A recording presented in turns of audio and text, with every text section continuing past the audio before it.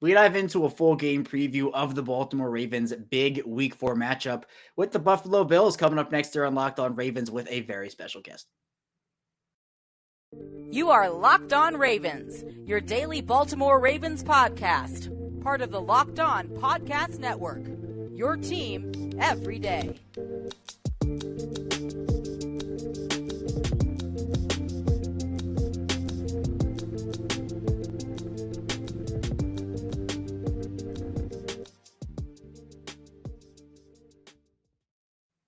And we return here with another episode of Locked On Ravens, your daily Baltimore Ravens podcast. I'm your host, Kevin Ostraker of Ravens Wire. We're here on the Locked On Podcast Network, your team every day. Thank you so much for tuning in, making us your first listen of the day. We're free and available on all platforms, including on YouTube. And today's episode of Locked On Ravens is brought to you by BriteCo Jewelry and Watch Insurance. BriteCo brings you the comprehensive, fast, and affordable jewelry insurance for as low as $5 per month. Check out your special offer for Locked On listeners and get covered in under 2 minutes at Brite.co/locked on. That's Brite.co/locked on. And this is a big episode today. We're previewing the big Baltimore matchup with Buffalo in Week 4, rounding out their AFC East tour. All the Baltimore Ravens here to break it down with us and preview the full game is former Baltimore Ravens wide receiver, a Super Bowl champion, also Qadry Ismail. And Q, the Ravens pick up that big win in Week 3 against New England. Now they go back to Baltimore and play their toughest test in Josh Allen and those Buffalo Bills. I tell you what, boy, you have to look at the schedulers and applaud them for what has been just an amazing first start of the season. Typically, you kind of have games that really are just okay, and maybe you sprinkle in a conference game or a division game, and it fits the billing. But my goodness, man, we are like on a roller coaster ride, and we're locked in. I mean, this is fantastic. I'm looking forward to this Bills game. It's going to be really good, and we're going to talk about it in both the second and third segments. But I do want to get your thoughts, Q, first on the Patriots game in Week 3. A 37-26 win over New England. Lamar Jackson does his Lamar Jackson thing, plays Lamar Jackson football. Jackson 5 alert, actually. 5 total touchdowns, 4 through the air, 1 on the ground. The defense got gashed by Mac Jones in that Patriots offense, but they got 4 turnovers, very timely ones at that. That was very key. 3 interceptions, 1 fumble by Kyle Hamilton, which was really big to see too. What were your overall takeaways from that game and what you saw? So I think, if you start over onto the defensive side of the ball, remember against the Miami Dolphins, it wasn't that they were playing bad in, the first half, even a little bit into the third quarter. I mean, there were some plays that you're like, kind of wish you had back, but it was the glaring fourth quarter just collapse that, made it look just god awful. Like this team is not ready for prime time at all. Young players not being in position, guys needing a pitch count. We thought that the rush was going to be, really much improved. We kind of saw like a okay rush, if you will. But heading into New England, I think what we saw from a defense is that, there was a lot of big plays that came about. You got some receivers who, up until, this game, Devontae Parker really just was a guy, and they made him look like he was ready to, be the next Randy Moss for the New England Patriots with some of his catches. But I thought when it mattered the most in that fourth quarter, when it was time to, make the significant plays, the Ravens did.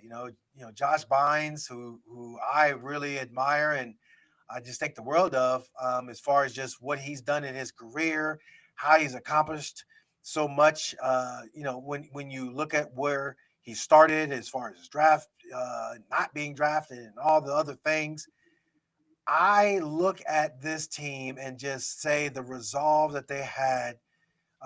Marcus Peters, the way in which he showed great leadership.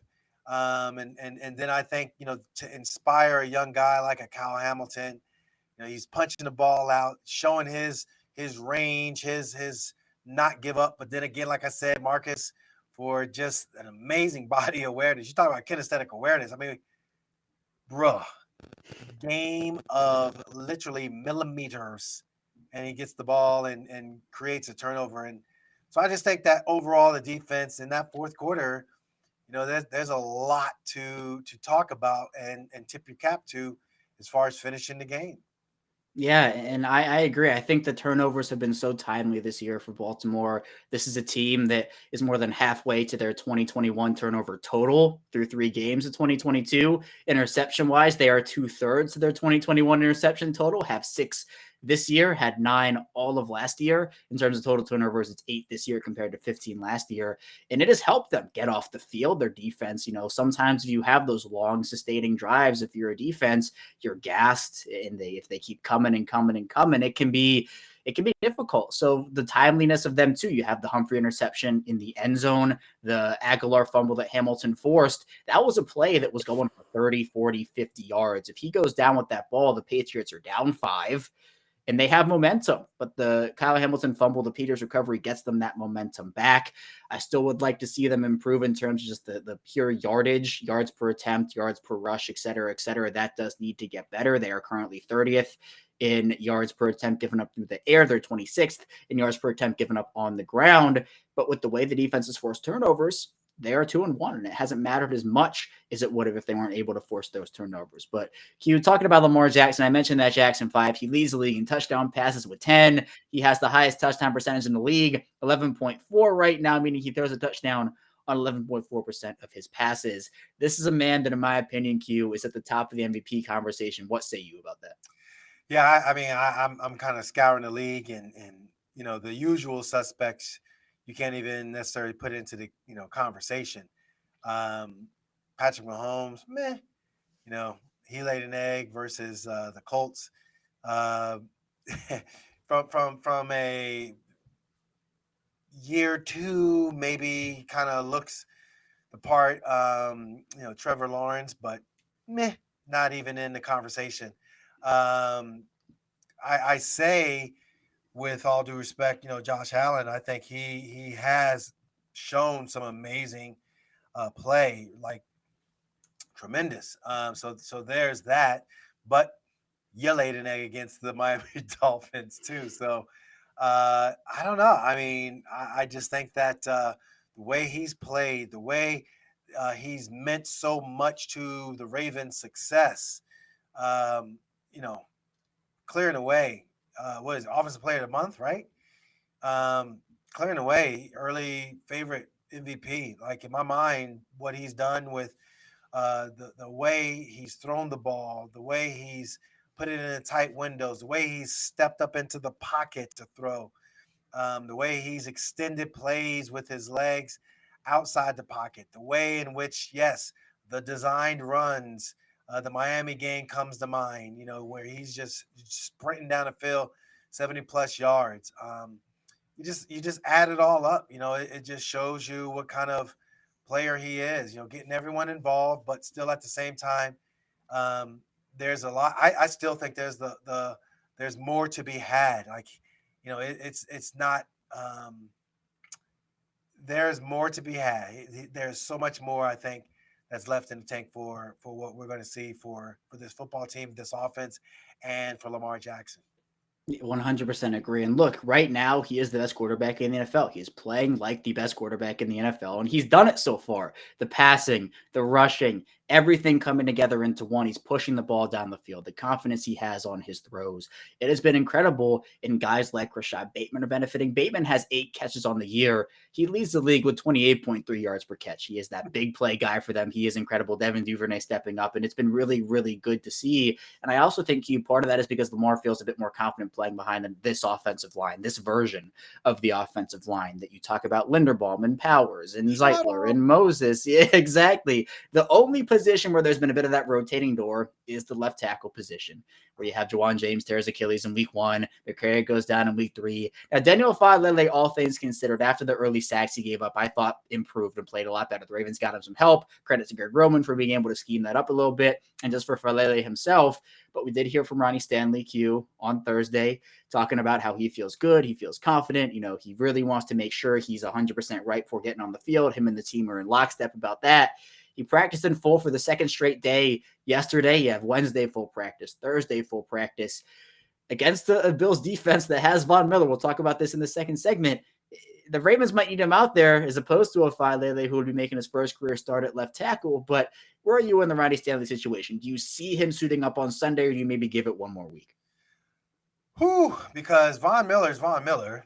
I mean, whether it be Ronnie Stanley and or Falele, excuse me. I think you're going to need help. You're going to need, guys chip in or double team in. Heck, you got to know where Vaughn is. Vaughn is that type of an impact player, and that dude. With that said, I think um,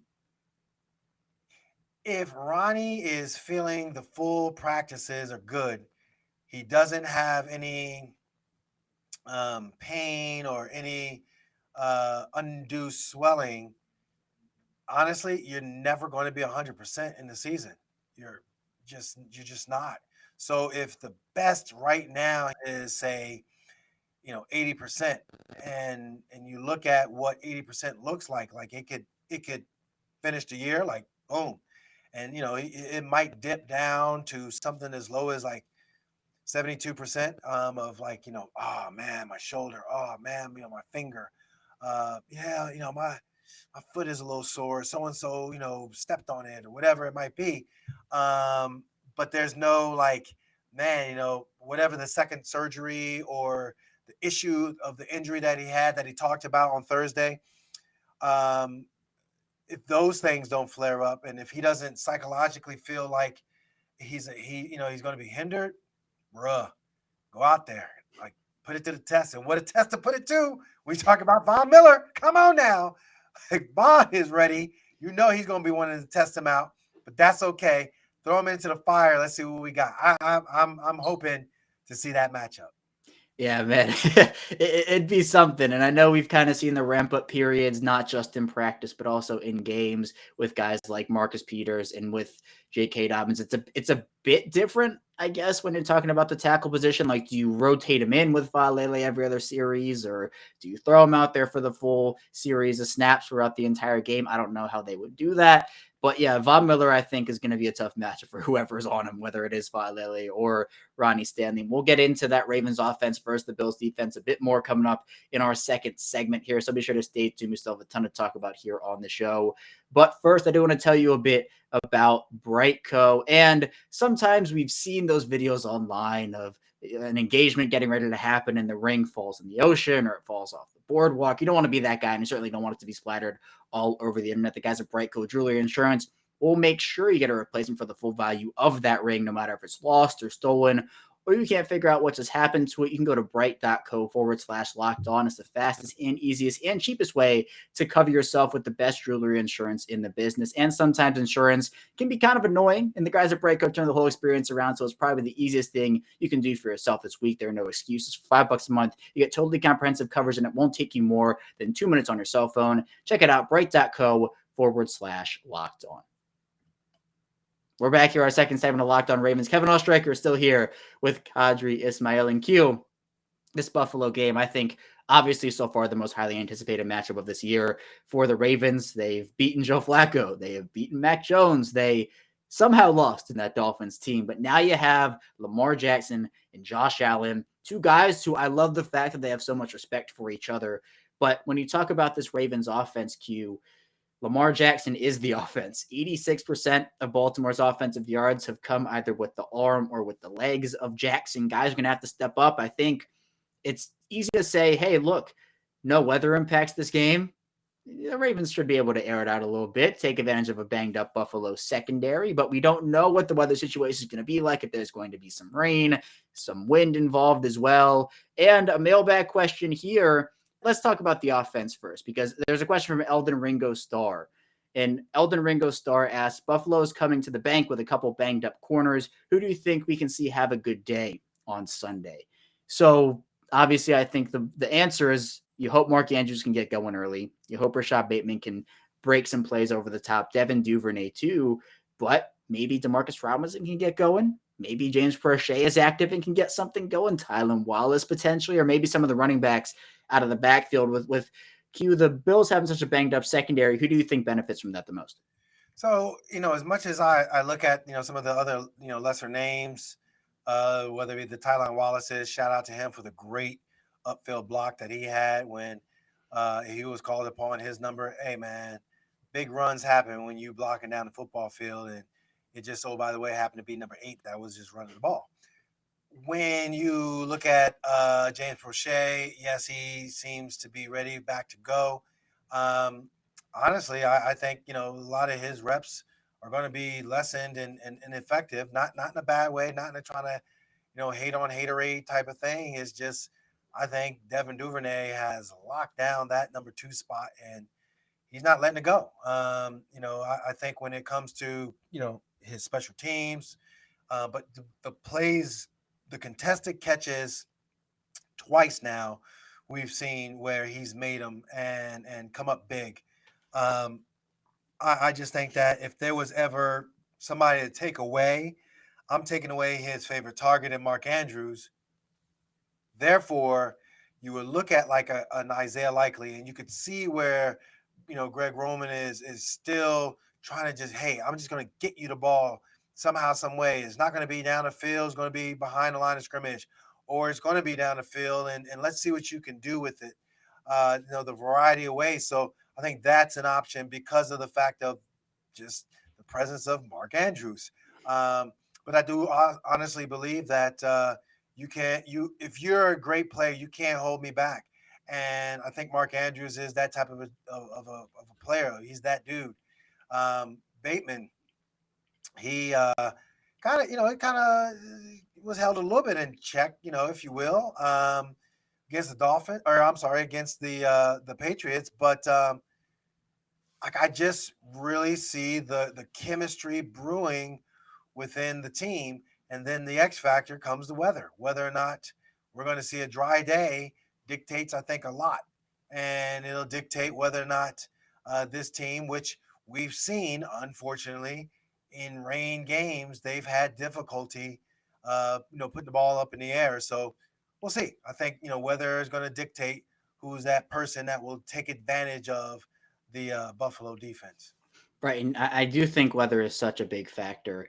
We go back to the 2019 game against San Francisco in Baltimore, where it was rainy, it was windy, and that impacted the game 100%. The ball slipping out of guys' hands, fumbles, and kicks, and all that. It was a low-scoring game between two very high-powered teams. San Francisco that year was incredible, and obviously so was Baltimore. But I think when you're looking at this game, Q, I think some concern for some people is about the fact that the Ravens run game outside of Lamar Jackson has not been very good. Obviously, Kenyon Drake, not what people have expected. Mike Davis, same thing. Justice Hill, I think, has been pretty good. He's shown some stuff this year. J.K. Dobbins, you're still working back into the fold. I'm confident that if the weather is bad, if this turns into a run-heavy style game, I still think Baltimore's rushing offense will outdo Buffalo's because Buffalo's rushing offense outside of Josh Allen has struggled. We'll talk a bit about that in the final segment. But I still think we're seeing that Marcus Peters trajectory from J.K. Dobbins here, where Peters, again, in week 2 comes back, isn't playing all the snaps, is in and out a little bit, but comes back in week 3, has a big impact with the interception, with the fumble recovery. I think maybe it's the same thing with Dobbins, where week 3, first game back, 7 carries for 23 yards, but I think week 4, we'll see his role increase a little bit. So I will say this, like there was a difference. Now we're spoiled. We're used to 200 plus yards. That's the standard. Like last 3-4 years, you've just run the ball down people's throat. I mean, bully ball the whole 9 yards. I think last year was, a little bit of humble pie, but they still were whooping up on teams. Kevin, it's weird because of the fact that JK came back. I get it that Justice Hill looked good and tremendous. But there was a little something there when, you saw JK in there that was like, it was just different. And so I think with that difference, coupled with the fact that there's so much attention on Lamar Jackson. So when Lamar is either given that read and that end man on the line of scrimmage has to pause, or Lamar is literally giving the ball to the running back and he's sprinting out the opposite way for a fake counteraction. There's so much respect for the threat that he is that it opens up lanes. And I think the patience, like the wide zone run that Justice Hill had, to me, his patience to the hole, stretching it wide, clearly Lamar Jackson, bringing out 3 defenders, but he able to see that. That just showed me a lot. And I think, both he and JK have that I'll make you miss in the whole kind of a game and that explosiveness. So you're right. JK is just going to continue to improve. And at the same time, I like how Justice Hill is getting comfortable. He got so comfortable. I think Kenyon Drake, not that, by any stretch of imagination, his days are numbered, unless, Eric DeCosta really, really thinks, Gus Edwards is going to be back. But that's some time down the road. We're talking now. And I think right now, yeah, Kenyon Drake, go ahead and have a seat and check it out and see how it looks. Whereas, for JK, if there's no setback, phew, I'm super excited for both him and what he and Justice Hill bring to the table. Yeah, Davis gets the call over Drake in week 3 against the Patriots. And you see, J.K. Dobbins with the stiff arm, he had a nice spin move. There's just like the electricity that he has. You could sense it on the field in week 3. And I think he's going to continue to get better and to improve also. But Baltimore has a challenge ahead of them with Buffalo's front 7. They have phenomenal linebackers. We've talked about Von Miller, but they have other guys too. Ed Oliver, who is dealing with an ankle injury. It's unclear whether he'll play this week, but we'll see. They have guys like Greg Rousseau and other guys who can make an impact in that front 7. Matt Milano's been a great linebacker for them. Tremaine Edmonds also is in that situation. So for Baltimore's offensive line, this could be their biggest test. And I mentioned the fact that Jackson has looked more comfortable behind the line. But are you worried that the Ravens would have to maybe revert to a short passing game because Buffalo's defensive line is going to get a ton of pressure? Or have you seen enough from this offensive line where you're confident even going up against the talented defensive line that includes a Von Miller type player? Yeah, the one thing I think that really it helps when you have a guy like Linderbaum who's really doing well. Ben Powers, really underrated. I mean, come on, dude is not really hearing a lot of negativity. There was some push issues that I saw from Morgan Moses, and not really, especially in the red zone. I thought, you should be able to create more boom, push, and drive to get 1 yard, short yardage. There were some things there, but all in all, from the weather aspect of things, again, that's where it comes into play. I'm sure, there are some wet balls being thrown and seeing whether or not, how does the grip on it? How do I release it? Or how do I feel catching it? I know that there are, manufacturers have made special gloves that kind of have a different feel when the, the wetness comes about. But yeah, I just think that there's a lot there that in my mind, yeah, I think that, the offensive line, it's Von Miller, sure. We get it. Pancake Pat, I'm sure he's going to have something to say about it too. I love how, when they use him, Pat Ricard, and put him in different motions and all that, like he stands up and does a phenomenal job. So I think they'll be up to the task is what it means. I think their front 7 versus the Ravens front 7. I'm liking what I see. And I think the offensive line is going to be willing to accept the challenge. Yeah, and I know we're going to talk about the Ravens defense here in a second, Q, and if you want to help your defense out, if you're the Ravens, go ahead and sustain some of those long drives so you're not getting the Bills offense out there on the field. And if you can hold the ball for 7, 8, 9, 10 minutes like we have seen them do in the past, you're kicking a field goal, you're scoring a touchdown, you are limiting the amount of ability that Josh Allen has to just step on the field and make plays himself, and you're helping out your defense in that regard too. So I know weather will be big in terms of if we're going to see maybe a more aired out offense or a much more run heavy approach, but I think either way, I am not concerned about this offense. I'm very confident in Lamar Jackson. He's been phenomenal this year. He is playing like the best quarterback. In fact, he is the best quarterback in the NFL right now. Absolutely. He has played that way. He deserves that title. He deserves to be at the front of that MVP conversation. I am all in on Lamar Jackson this year. But coming up in our final segment, we'll be diving into the Ravens defense, concerns, strengths, and more for that unit. So be sure to stay tuned. We still have a ton to talk about here on the show.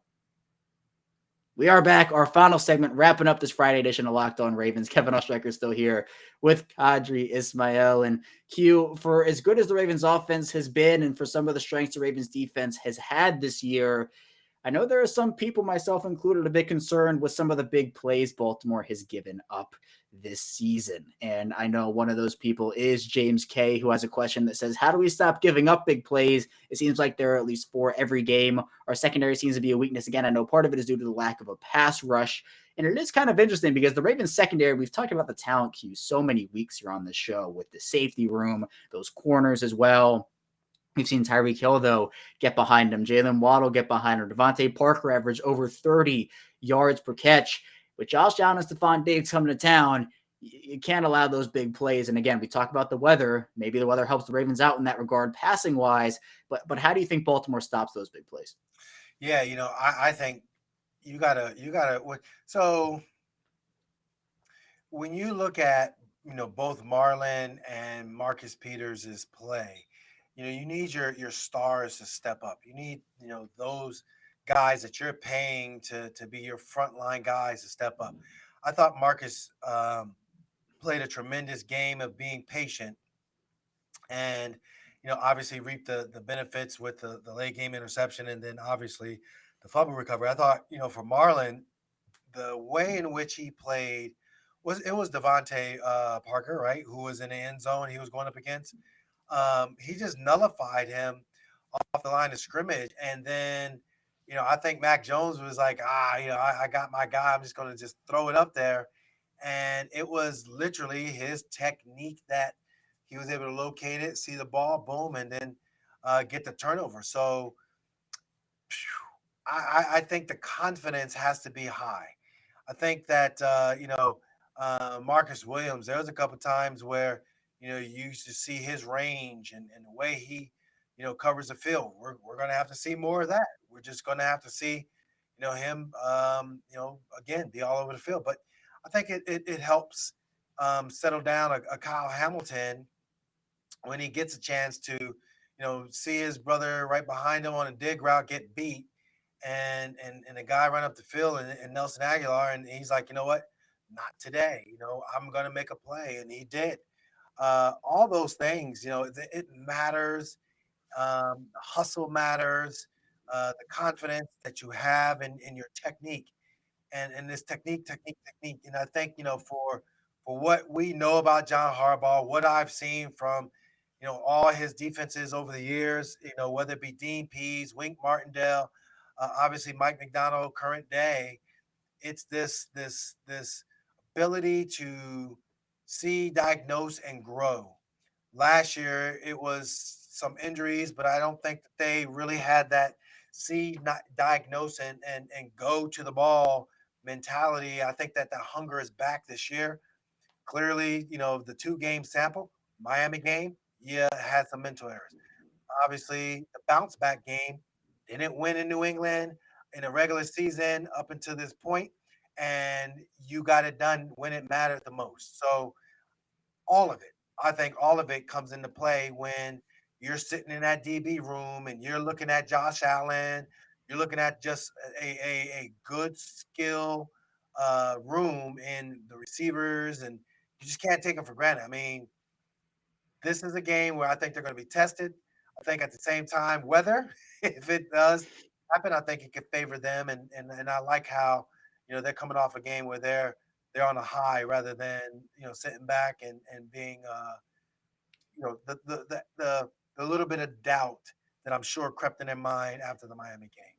Right. And again, it's something where I think turnovers are going to be massive. If you can force Josh Allen into a couple throws that maybe he'd like to have back, if it is rainy and the ball, you can punch it out of a Devin Singletary's type player's hands or Isaiah McKenzie on a slant or something like that. You can force some turnovers. They're huge. And the Ravens have definitely been prioritizing turnovers this year after a year in 2021 where they were not good. They were tied for 29th, I believe it was, in total turnovers in 2021. And it showed on the field where 1 or 2 turnovers probably gets you in the playoffs if you're the Ravens based off of how close those games were down the stretch. And Q, I know when you're looking at a team like the Bills and their passing offense in particular, you know what Stephon Diggs is. You know what he gives you. And I think when you go back to week 2 and you're like, all right, cool, you know what Tyreek Hill is, you know what Jalen Waddle is, just look, focus on them. And if someone else beats you, someone else beats you, right? If Mike Gesicki goes out there and scores 4 touchdowns, it happened. We knew what we had to do to defend, and that was just that. I think it's the same principle against the Bills where you have to stop Stephon Diggs. I think one of the X factors for the defense is being able to neutralize him as best as you can and say, look, if Isaiah McKenzie scores 3 touchdowns, then fine. Like it happened. That's all right. But if you know what Stephon Diggs is and you still allow him to either get behind you or have big plays and you're not doing anything to help, Marlon Humphrey can stop him one-on-one. He's that good of a cornerback, and that matchup's going to be huge, but you want to do everything in your power you can to kind of have that happen. But I want to get your thoughts, Q, on kind of the limiting the big play abilities, because with that, we talked about it a little bit. I think part of it for them is also just being able to play too high effectively and get pressure. The pressure is going to be huge. It doesn't seem like Justin Houston is going to be available in this game. Maybe he's able to practice a bit today and play on Sunday, but it will be Odafe Owe having to step up, who has had an interesting start to the year, I'd say, so far. Jason Pierre-Paul, is he going to be able to play in this game? Plus, you're down Michael Pierce, who's out for the season, against the Buffalo team that, again, outside of Josh Allen, has not been particularly good running the football. Guys like Calais Campbell, who has played, I think, well this year, Justin Madubuike, Broderick Washington, Travis Jones, those guys to me are all X factors. I think Broderick Washington, and Travis Jones, in my mind, are the two guys that really need to provide that necessary push up front and that pressure and collapse in the pocket. I think also when it comes to Calais Campbell, he was making a great point with the media this week. He's like, look, Josh Allen is as big as Odafe Owe. That's a big man. And it kind of harkened me back to when Terrell Suggs and company, they'd be going up against Ben Roethlisberger. Now, Ben, in his younger years, he was just an amazing athlete when it came to, like, you could think you got him down and you would hit him. That dude was like, yep, nope, and you're just flying off of him, and he's slinging the ball down the field. He's extending the play and allowing the big play to happen for his wide receivers. And I think that was a benefit for the Steelers' success. Now, take that same kind of mentality and you add a guy who can be that big, has that Cam Newton running style too. Dangerous.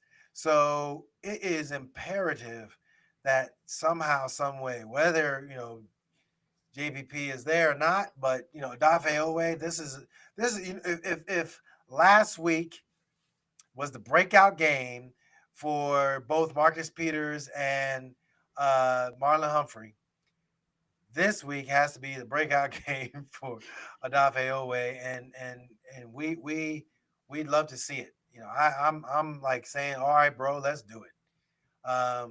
Close isn't going to be good enough, not against the caliber of Josh Allen. I think that applying pressure up front and knowing that you can take some shots on a guy, you're going to need him. You're going to need him because he's a big man, and if you're not smart, you're going to be bouncing off of him, and he can also extend the play and sling it down the field with that big arm of his. So lot of pressure, I think, on the defensive side of the ball up front more than anything. Yeah, I mean, you need a guy like Odafe Owe in this game who, look, he's getting double teamed. He absolutely is, but he's also a first round pick and has expressed himself. Look, you have to find a way to beat it, and the Ravens, who have trusted him to be the number one pass rusher, especially with Justin Houston potentially not playing in this game, who has been, I think, their best pass rusher so far this season, and Michael Pierce down, who's provided a bit of that interior pass rush. I think it's a big game for Owe this game in week 4 for sure. But let's get into predictions a little bit. Tell me how do you think the Ravens can win this game, and then how you think they might lose it? What are both sides of the spectrum for you? I think if, from a winning aspect of things, bad weather, someone other than Lamar Jackson makes a big run. 2019 would have been, 30, 40, 50 yards. Big run here. I'll take a 25-yarder. I'll even, if you can bust out something in the third or fourth quarter, I think that's going to be significant. A win, you try to take away Mark Andrews, and he comes up with a critical down the field catch that either puts them in the end zone or puts them in a position where now you can, use Lamar Jackson on a run pass option, and you're getting it into the back of the end zone for an Isaiah Likely. I mean, that to me looks like a winning formula. You are, bad weather game. There's a one dimensional type of a game where now Josh Allen's trying to do too much, and boom, here comes Travis Jones punching the ball out. Calais Campbell, maybe not, quite Tony Siragusa a la Rich Gannon, just laying on his shoulder, which would cause a major penalty. But I could see where, a good, strong, solid, just big old hit would, dislodge the ball from Josh. And now all of a sudden he's second guessing himself. Uh, Obviously, weather always plays a part field position wise. We haven't talked about it much, but Jordan Stout, he's really solid. There was one where I thought was like, I don't know if it was necessarily shank or whatever, but it was like, wait a minute, ooh, that wasn't like a, Sam Cook type kick down there, bro. What's up with that? But in all fairness, when it's bad weather, M&T Bank Stadium, that place has to be yours. Pinning down your opponent timely, that's going to be critical. And of course, when you got Mr. Automatic, the GOAT, Justin Tucker, I am fond, and I will always be saying this until he shuts it down. We got Justin Tucker, and you don't. I think those are all kind of scenarios of like good football and winning. So you're going Ravens win. Is that what I'm hearing? Yeah. So, I mean, if you want to nail down a score, you know, I've been saying, they've been crushing it, getting over 30 a pop.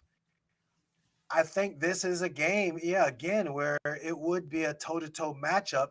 I could see it being something like, 27-33, where you just would have, at the last second, a miscue,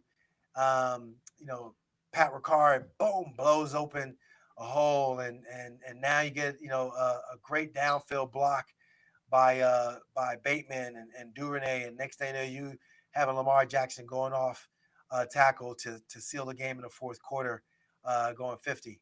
So I just think, yeah, I'm feeling that. I'm feeling that score. I'm feeling 33-27.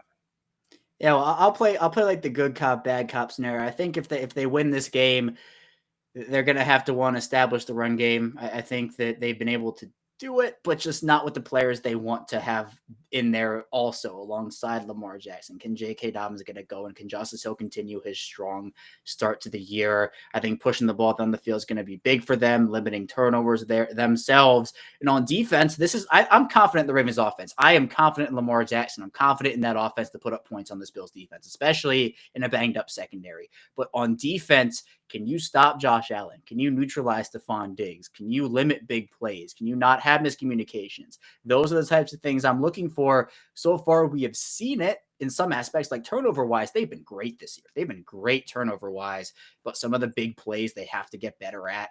I think if this is a weather game where the weather is a big impact, I trust Baltimore more than I do Buffalo. I think that is a situation where they win. In a situation where they lose, though, they're not able to stop the big plays. They allow touchdowns instead of field goals. It's the defense for me. So I know yesterday I did pick the Ravens to lose. I said 34-30, the Ravens lose this game. And I think I admitted the weather in that prediction. I think if this is a weather game, they win. I think if it's not a weather game, they can still win, but I want to see it. I want to see it from the defense. And this is not, again, a Lamar Jackson issue. I didn't pick them to lose because of Lamar Jackson. In fact, you pick them to win because of Lamar Jackson. So I want them to win this game. I feel like there are multiple avenues to do so. I think they can win it. But I think also if the defense does not show up, that is a big X factor in this game. If they cannot contain Stephon Diggs, then I think you're giving up those big plays. And I think the Baltimore offense can respond. They've done it before, but just how many of those can you give up? So multiple X factors coming into this game for sure. And look, this is a game that is a statement game so early on in the year. Usually you see a game like this in week 10, week 11, week 12. You're seeing this in week 4, the first month of the year where, Mike McDonald hasn't gotten fully acclimated yet. We've seen some hits. We've seen some misses from Mike McDonald so far. So at the end of the day, I think if this is a weather game, Baltimore does win. I'll say 23-13. I'll say if it's a non-weather game and it's clear skies and everything, I want to see it from the defense, and I'll say Baltimore loses 34-30. But that doesn't mean I don't want them to win. I still want them to. I want them to win this game. I hear everything you're saying too, and then I have those same reservations because of the fact that here's a Bills team that lost the previous week, and they themselves feel the frustration of knowing that they're an upper tier AFC conference team. They feel like they are the favorites to take it to the big dance, and I think you're right. That tight scoring game where they come out victorious. Not saying that we want them to, but them coming out victorious is because they wanted it more than Baltimore did. And again, this is their second week in a row that they're going to be on the road. This is a chance to come back home. The Ravens play well at home. Obviously, it's October, if you will, but that first 4 weeks of the season, usually that September stretch, John Harbaugh's teams, they typically play strong at home and early in the season. That kind of is where I'm banking on. Yeah, so you have a team that I think is going to play discipline throughout the game for the most part. You have a team that's done that for a while now, so we'll see how it all goes out. Maybe if Baltimore wins, I'll wear some like cone of shame party hat or something. if they do something like this is something to do it, maybe that'll be what I do. We'll see, but I think Baltimore, there are plenty of avenues they can win this game, and even if they lose it, it's not the end of the season. The season's not over. It's week 4. They can bounce back. And I think if they do lose here, I'll do 2 bold predictions. If they lose this game, I think Baltimore beats them in the playoffs if they match up. If they win this game, I think Lamar Jackson wins MVP. That's where I'm going. Well, think about it this way, too. If they lose this game, they're playing up in Buffalo. And so they're going to have to take their act on the road. We know what happened last time. Buffalo had, the upper hand defensively against Lamar Jackson and company. It's a different flow. So an AFC opponent is critical, especially when it comes to home field advantage. Yeah, we talked about it last week with the Patriots, how big of a game that was just conference-wise. The Ravens, they're wrapping up their AFC East tour on Sunday. Good game of the week, I think, Q, and I appreciate you for hopping on, joining me here today and talking about it. And we'll be back here next week, and as if the Buffalo Bills weren't enough, this team's playing Cincinnati in week 5. That'll be a big game in itself. Yeah, it's a huge game, and we can look ahead. They can't. Obviously, Thursday night game is going to be in a rearview mirror for Cincinnati. They're going to be licking their wounds and looking at the Sunday matchup. But there's, this game, there's some supremacy of AFC with the Bills, but I think there's a little bit of revenge when it comes to that Cincinnati game. So, man, like you said, this first 5 weeks of the season, amazing. And I'm looking forward to the Sunday game, but also, we can look ahead to Cincinnati. We have seen growth from this team. We have seen some growing pains from this team. It's resulted in a 2-1 record so far. But in the midst of it all, we have seen Lamar Jackson come into form and is leading that MVP race and is playing as the best quarterback in the NFL right now. But Q, I appreciate you again. Thank you so much for hopping on, and thank you for listening here today. Be sure to subscribe on YouTube, follow along in audio form if you haven't already. When we get back here on Monday, we dive again to that Buffalo game, getting into everything that happened. So be sure to stay tuned for that, and I will see you right back here on Monday.